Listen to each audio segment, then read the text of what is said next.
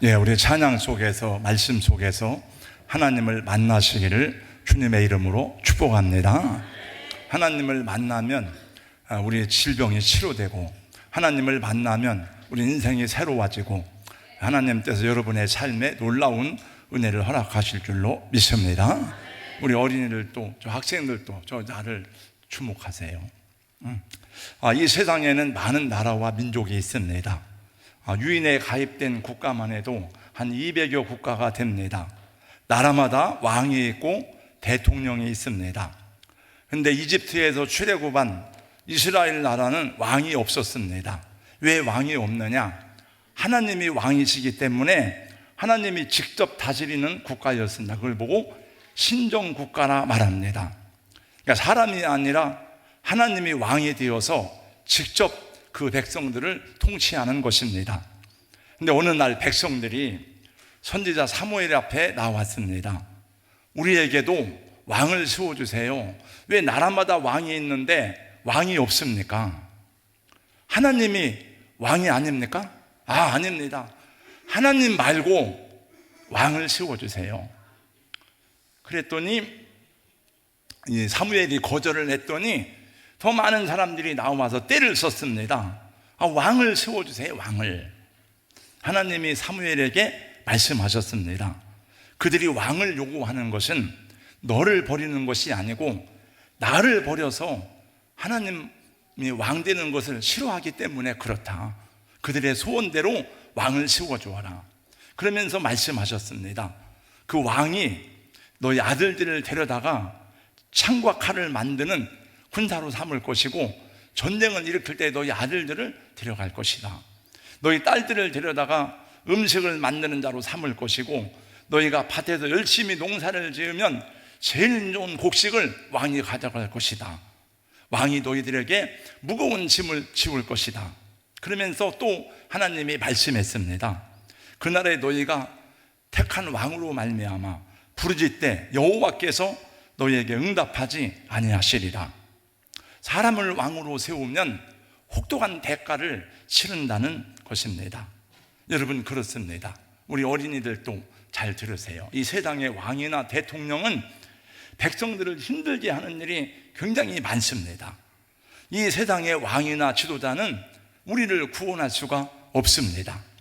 그래서 우리나라에서도 고대로부터 많은 왕들이 있었지만 왕 때문에 많이 힘들고 어려웠습니다, 백성들이.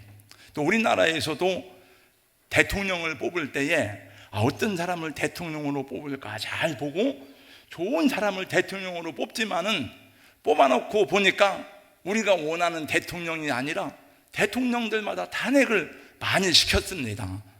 또 지금도 대통령을 탄핵하자고 사람들이 일어나고 있습니다. 그래서 이 세상에는 우리를 바르게 인도하고 우리를 복스럽게 하고 우리를 구원할 왕이 없구나, 이것을 깨닫게 됩니다.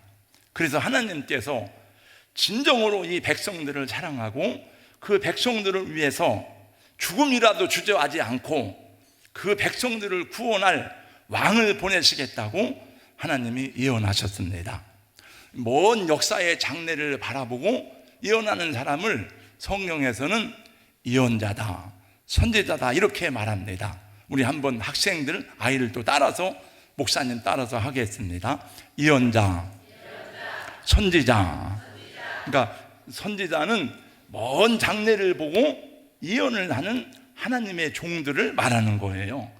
하나님께서는 역사 속에서 많은 예언자들을 보내주셔서 예언을 하게 하셨습니다. 그 예언의 제일 중요한 초점은 앞으로 인류를 구원할 왕이 온다. 그 왕이 나타나면 너희를 사랑과 평화로 다스리고 너희를 구원할 것이다 라고 말씀해 주셨습니다.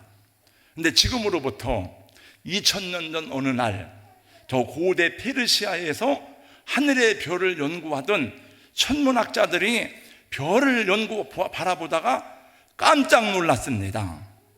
지금까지 한 번도 보지 못한 이상한 별이 나타났습니다.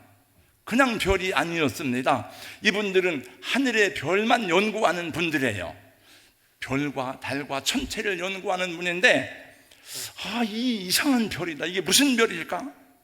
근데 그들이 갑자기 생각이 났습니다. 고대로부터 유대 민족 가운데 세상을 구원할 왕이 온다고 하더니 그 왕이 나타나는 별을 보여주는 거구나. 맞아, 그 왕이 오시는 별이야. 그럼 우리가 어떻게 해야 되지? 어떻게 할까? 그러면 왕을 만나러 가야지. 왕을 경배하러 가야지. 이 사람들은 누굽니까? 이 사람들이 바로 성경에서는 동방박사라고 합니다. 이 동방박사들은 우리말로 번역하니까 박사이고, 원래 영어 성경에는 와이즈맨, 지혜자다, 현명한 사람들이다, 이런 뜻을 가지고 있는데, 이 사람들은 하늘의 별을 연구하고 하늘의 별을 보면서 이 국가의 장래를 예측하고 왕에게 자문 역할을 하는 그런 사람들이었습니다. 그 동방의 박사들은 그 예언하신 왕이 나타난다는 메시아의 별을 보고 왕을 찾아서 멀고 먼 길을 가기 시작했습니다. 사막을 지났습니다. 강을 건넜습니다. 그리고 들을 지났습니다. 그리고 왕을 향해서 걸어가게 되었습니다. 그러면 이 동방의 박사들은 이스라엘 사람도 아닌데, 예언자도 어떻게 세상을 구원할 왕이 오실 것이라는 것을 어떻게 알았을까요? 그 의문은 다니엘서를 보면 풀리게 됩니다. 여러분, 유대 땅에 하나님을 잘 섬기는 어린 소년이 있었습니다. 근데 나라가 죄를 지어서 나라가 바벨론에 의해서 멸망을 당하고 포로로 잡혀갔습니다. 하나님이 이 소년 다니엘과 세 친구에게 놀라운 지식과 지혜와 명철을 주셨습니다. 그래서 이 소년들이 이 바벨론 모든 박사의 어른들이 되었습니다. 박사의 우두머리가 되었습니다. 다니엘서 2장 48절 말씀에 보니까 왕이 이에 다니엘을 높여 귀한 선물을 많이 주며 그를 세워 바벨론 온 지방을 다스리게 하며 또 바벨론 모든 지혜자의 어른을 삼았으며 라고 말씀하고 있어요. 다니엘은 바벨론에서 총리가 되었을 뿐만 아니라 바벨론이 무너지고 새로운 나라 페르시아가 세워졌을 때 페르시아에서도 또 높은 고관의 자리에 앉게 되었습니다. 그러니까 이 사람들은 박사들의 어른이니까 박사들에게 그것을 가르친 거예요. 앞으로 이 세상을 구원할 왕이 오신다, 이 세상을 구원할 메시아가 온다는 것을 가르쳤기 때문에 그 가르침을 받은 천문학자들이 어느 날 별을 연구하다가 다니엘의 예언을 생각해낸 것입니다. 그래서 이 동방의 박사들은 세상을 구원할 구세주 왕이 오신다는 것을 알게 된 것이에요. 또 하나님은 일찍이 메시아 탄생을 알리는 별이 야곱 족속에서 나올 것이라고 이방 선지자 발람을 통해서 예언했습니다. 민수기 24장 17절입니다. 한 별이 야곱에게서 나오며 한 홀이 이스라엘에게서 일어나서. 그래서 동방의 박사들은 하나님이 계시해 주신 별을 보고 이 세상에 메시아가 태어난다는 것을 알고 그 별을 보고 왕을 찾아서 먼 길을 떠나게 된 것입니다. 동방에서 박사들 귀한 예물 가지고 산을 넘고 물을 건너 별 따라 왔도다. 이 동방의 박사들이 산을 넘고 물을 건너서 그 수천리 먼지를, 수만리 먼지를 유대 땅까지 온 까닭은 무엇이었을까요? 오늘 우리 어린이가 읽어준 성경 2절 말씀을 다 같이 한때 읽어보겠습니다. 2절 말씀 다 같이요. 유대인의 왕으로 나신 이가 어디 계시냐? 우리가 동방에서 그의 별을 보고 그에게 경배하러 왔노라. 아멘. 동방의 박사들이 이렇게 먼 곳까지 가게 된 목적은 다른 것이 없었습니다. 그 왕에게 경배하기 위해서, 쉬운 말로 왕을 예배하기 위해서 그 먼 길을 달려간 것입니다. 여러분, 박사가 되려면 보니까 최소한 20년 이상 공부를 해야 됩니다. 박사라는 것은 어떤 분야에 최고의 권위를 가진 전문가를 말합니다. 박사가 되려면 공부도 많이 해야 됩니다. 사회적 신분도 보장을 받습니다. 또 사람들에게 존경을 받을 만한 사람입니다. 동방의 박사들은 그들이 가졌던 학문과 지식과 직업과 인생의 가장 중요한 목적을 왕에게 경배하는 것으로 삼았던 것입니다. 주님을 경배하기 위해서, 주님을 예배하기 위해서 자신들의 지혜와 지식과 시간과 보물을 아끼지 아니하였습니다. 그들은 이 세상을 구원하러 오신 왕을 경배하는 것보다 더 큰 감사와 기쁨이 없었습니다. 그렇게 경배를 받아야 되는 왕은 누구를 말하는 것입니까? 그 왕은 바로 여러분과 제가 믿고 고백하는 우리 주님 예수 그리스도를 말하는 것입니다. 이 예수님을 경배하고자 하는 소망이 없었다면 이 동방의 박사들이 그렇게 위험한 수만리 여행길을 떠날 리가 없는 것입니다. 하나님의 계시에 대한 우리 인간의 최고의 응답, 최선의 응답이 무엇인지를 그들은 알았으니 그것은 바로 예배였던 것입니다. 11절 말씀을 제가 읽겠습니다. 집에 들어가 아기와 그 모친 마리아의 한때 있는 것을 보고 엎드려 아기께 경배하고 보배합을 열어 황금과 유향과 몰약을 예물로 드리니라. 그들은 예수님을 연구하기 위해서 먼 길을 간 것이 아닙니다. 그들은 예수님의 얼굴을 보고 싶어서 간 것이 아닙니다. 그들은 왕으로 오신 예수를 경배하기 위해서 산을 넘고 강을 건너서 유대 땅 베들레헴까지 찾아온 것입니다. 그들은 별을 경배하지 않았습니다. 그들은 예수님의 어머니 마리아를 보고 경배하지 않았습니다. 그들 박사들은 오직 아기 예수님께만 경배하고 예물을 드렸습니다. 사랑하는 성도 여러분, 우리 어린이 여러분, 우리 학생 여러분, 오늘 또 우리가 이곳에 모인 이유는 다른 것이 아닙니다. 오직 한 가지, 우리 왕 대신 예수님을 경배하고 찬양하기 위해 이곳에 모인 것입니다. 여러분, 여기 모여서 목사님의 얼굴을 보려고 이곳에 모인 것이 아닙니다. 우리 성가대원들이 가운을 어떻게 입었는가 그걸 보려고 이 자리에 나온 것이 아닙니다. 우리는 오직 우리 하나님과 예수 그리스도를 예배하기 위해 이 자리에 나온 것입니다. 제 말이 맞습니까? 여러분, 예배하러 이 자리에 나오셨습니까? 그럼 우리 온 마음과 중심을 다해서 하나님을 진정으로 경배하고 하나님이 받으실 만한 예배자들이 될 수 있기를 주님의 이름으로 축원합니다. 성가대의 찬양도 하나님을 예배하는 것이 목적이고, 이 강단의 꽃들도 하나님께 영광을 돌리려고 아름답게 창작한 것이고, 또 오늘 이 예배당에 나온 분들은 가까운 곳에서 오신 분도 있지만 아주 멀리서 몇 시간 동안 차를 타고 오신 분들도 있는데, 그분들이 오신 목적도 오늘 예배드리기 위해서 이곳에 달려 나온 것입니다. 여러분의 재능과 여러분의 직업과 여러분의 시간과 여러분의 인생을 다해서 몸을 들이고 시간을 들여서 하나님을 예배하는 일에 성공하시기를 주님의 이름으로 권면하고 축복합니다. 학교 선생님은 선생님으로서 하나님께 영광을 돌리고 예배합니다. 음악을 하는 사람은 음악을 통해서 하나님을 예배합니다.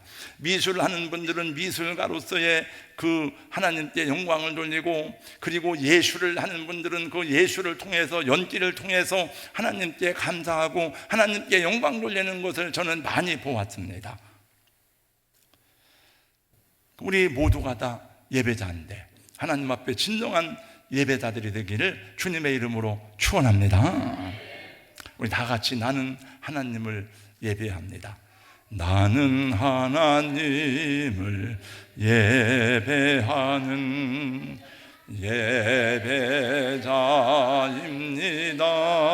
예배자입니다. 내가 서 있는 곳 어디서나 하나님을 예배합니다. 내 영혼 거룩한 은혜를 향하여 내 마음 완전한 하나님 향하여 이곳에서 바로 이 시간 하나님을 예배합니다. 우리가 하나님을 예배하지 않는다면 그 사람이 배운 수십 년간의 공부와 지식과 학문이 무슨 의미가 있을까 생각하게 됩니다. 우리가 지혜롭다 할지라도, 우리가 사업에 성공하여서 부유함을 가지고 있는 사람이라 할지라도 하나님을 예배하지 않는 사람이라면 그 어떤 의미가 있겠습니까?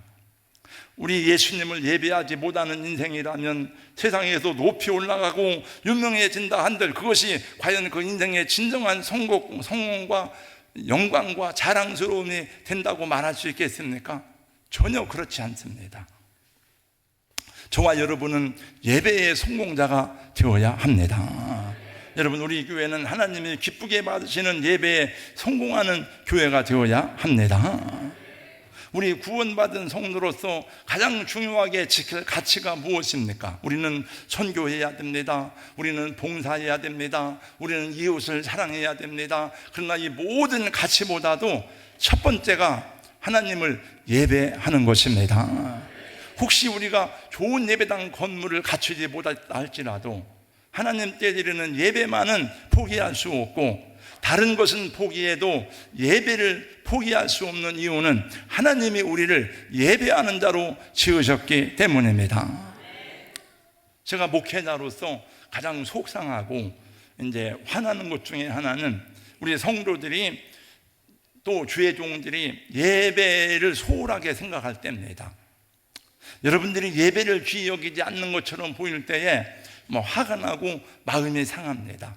예배 시간에 늘 늦게 오는 분들, 또 아무렇게나 예배를 드리는 분들, 또 예배를 가치 없이 여기는 분들, 그래서 예배 드리는 법도 배우고 훈련을 받아야 돼요. 그런데 오늘 이 시간에 말씀 전하는 목적은 어떻게 예배를 드릴까에 관한 것이 아니고 예배의 소중함에 대한 것만 말씀을 드리는 것입니다. 여러분, 가인은 예배의 실패자였습니다. 하나님이 가인의 재물을 받지 않은 것이 아니고 가인을 받지 않았다 그랬습니다. 하나님께 버림을 받았습니다. 여러분, 나답과 아비후는 예배에 대한 잘못된 지식 때문에 그래서 죽임을 당했습니다.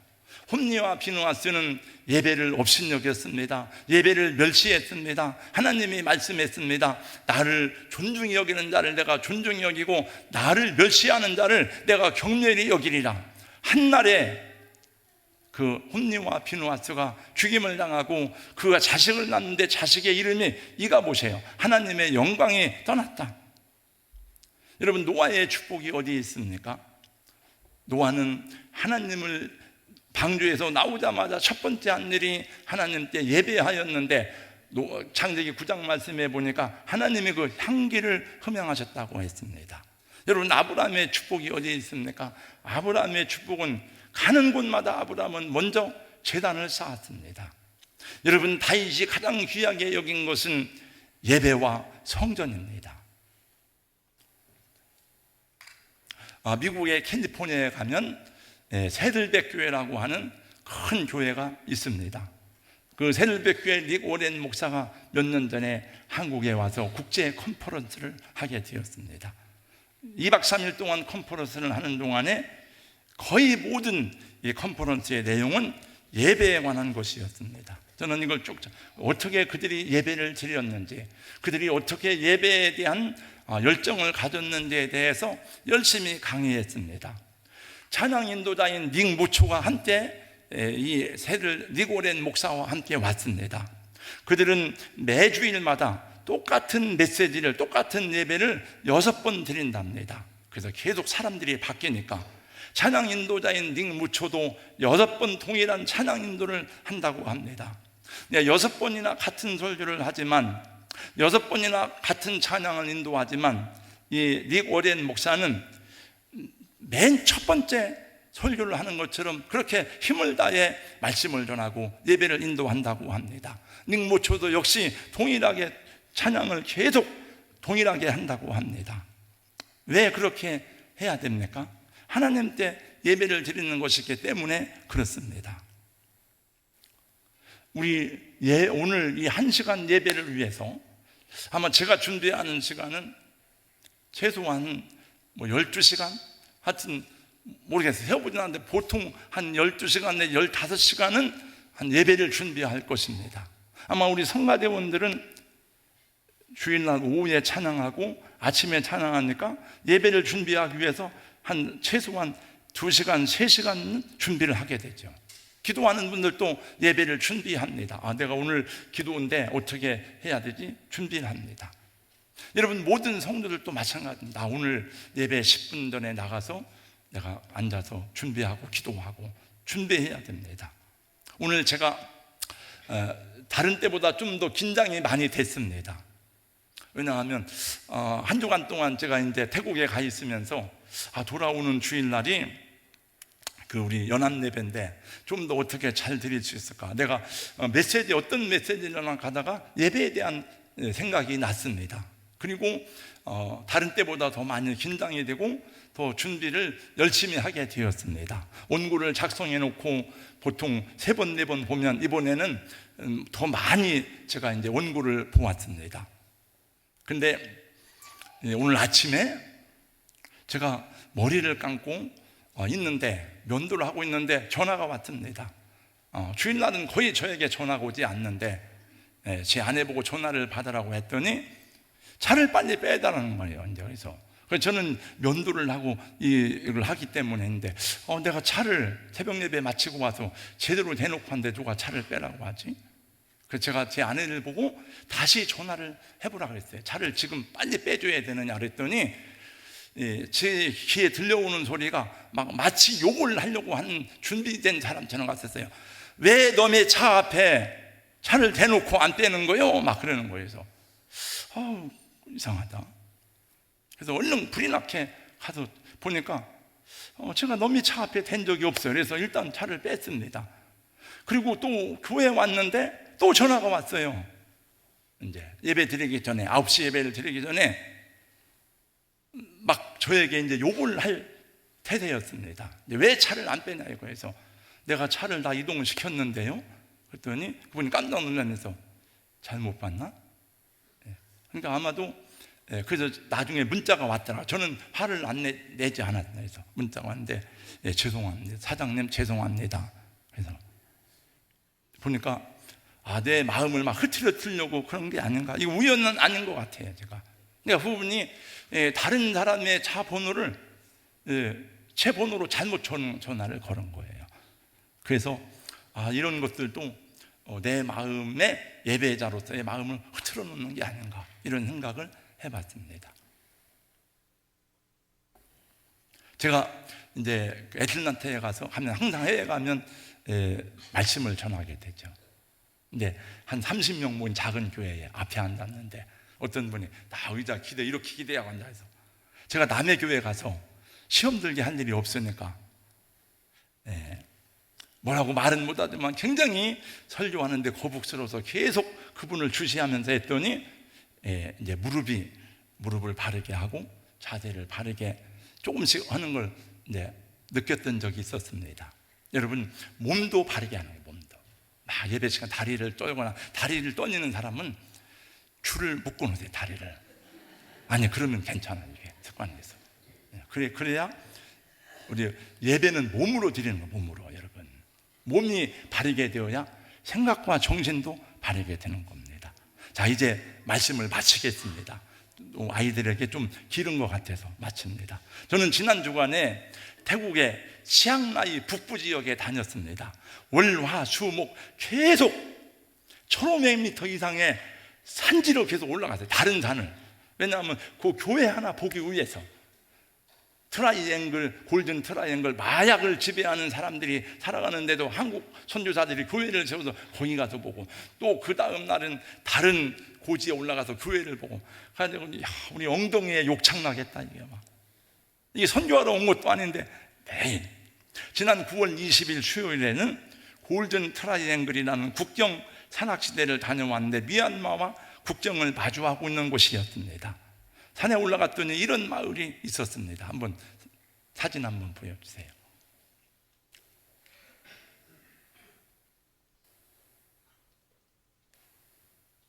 사진. 예. 이게 이제 해발 한 1,500m 이상 산지인데 다 사람들이 살고 있어요. 여기가 골든 트라이앵글이라는 것은 마약을 재배해서 이렇게 하기 때문에, 왜냐하면 그 사람들은 삶의 수단이에요. 이게 지금은 물론 마약 재배를 할 수가 없습니다. 그 다음 사진, 거의 까닭불난 같은 지역입니다. 그 다음 사진, 여긴 이제 이것도 굉장히 높은 산인데, 저 산 앞에 멀리 산 바위산들이 보이잖아요. 그 산 밑에 수년 전에 태국에서 어린 소년 13명이 실종되었던 동굴이 있었는데, 그 동굴이 바로 이 산 아래에 있다는 것이었습니다. 그리고 그 가이드가 우리에게 그 얘기를 선교사님이 해주었습니다. 태국 치앙라이 유소년 축구단 소속의 어린 소년 12명이 코치와 함께 이 동굴에 들어갔습니다. 코치가 그 아이들의 담력을 키우기 위해서 동굴에 들어갔는데, 들어간 사이에 폭우가 내려가지고 동굴 입구가 물에 잠기게 되어서 그들은 나올 수가 없었습니다. 하루 이틀 지나도 아이들이 오지 않으니까 엄마들이 찾아 나섰습니다. 당국에 신고가 되었습니다. 그래서 이 경찰들이 수색을 하였지만은 아이들을 찾을 수가 없었습니다. 이틀이 지나고 3일이 지나고 하면서 이 소식이 전 세계로 퍼져나가서 전 세계 동굴 구조대라는 구조대가 있더라고요. 영국에서, 프랑스에서, 캐나다에서 동굴 구조대원들이 와가지고 이 동굴을 수색하기 시작했지만은 일주일이 지나도 아이들을 찾을 수가 없었습니다. 이 동굴은 길이가 10km가 넘는데 수많은 미로로 얽혀져 있어가지고 한번 들어가면 나오기가 어렵다고 합니다. 그리고 수색하던 사람도 이 사망한 사건이 생겼습니다. 결국은 2주간 동안 수색을 하였지만 아이들을 찾지 못해서 결국 절망적인 상태에 빠지게 되었습니다. 그런데 이 소년들 가운데 아둘이라는 이름을 가진 소년이 그 난민들을 보호하는 교회에 다니는 크찬이었다고 합니다. 이 소년은 마지막으로 있는 힘을 다해서 하나님을 불렀습니다. 프락자우 샌드, 프락자우라는 말이 하나님이에요. 하나님, 우리를 살려주세요. 프락자우 샌드 막 그러면서 이제 기도를 했답니다. 근데 영국의 구조대원이 어디선가 소리가 들리는 걸 들었답니다. 그래서 18일 만에 이 아이들이 구조되었답니다. 저도 몇 년 전에 그 아이들 실종 사건을 들은 적이 있어요. 그래서 이것이 전 세계적으로 유명한 사건이 되어서 영화로도 나오게 되었다고 합니다. 우리 사랑하는 어린이 여러분, 학생 여러분, 이 세상에는 우리가 알 수 없는 일들이 많습니다. 우리를 구원하실 이는 예수밖에 없습니다. 그래서 우리는 우리를 구원하신 하나님, 천지를 창조하신 하나님, 우리의 영혼을 영원토록 인도하실 하나님을 예배함이 우리 인생의 가장 중요한 목적이고 기쁨이고 감사가 되어야 하는 것입니다. 여러분, 모든 삶의 우선순위에서 여러분 인생의 가장 소중한 것이 예배임을 기억하는 하나님의 자녀들 되기를 주님의 이름으로 축원합니다. 마지막으로 5가지를 제가 그냥 정리해 봤습니다. 첫째, 나는 진실한 예배자가 되겠습니다. 둘째, 나는 나의 온 마음과 몸을 다하여 하나님을 예배하겠습니다. 셋째, 나는 나의 삶에서 예배를 삶의 가장 중요한 우선순위로 삼겠습니다. 네 번째, 나는 이 세상에서도 저 천국에서도 영원히 하나님을 예배하며 찬양하겠습니다. 하나님 아버지, 나를 구원하시고 사랑하시니 감사합니다. 찬양합니다. 영광을 돌립니다. 할렐루야. 5가지를 큰 소리로 한 번에 외치고 마치겠습니다. 다 같이요. 우리 다 아이들도 학생들도 다 똑같이 위에도 합니다. 이렇게 의자를 다 붙여서 누워있지 말고 다 이렇게 일어나서 다 같이요. 시작. 나는 진실한 예배자가 되겠습니다. 나는 나의 온 마음과 몸을 다하여 하나님을 예배하겠습니다. 나는 나의 삶에서 예배를 삶의 가장 중요한 우선순위로 삼겠습니다. 나는 이 세상에서도 저 천국에서도 영원히 하나님을 예배하며 찬양하겠습니다.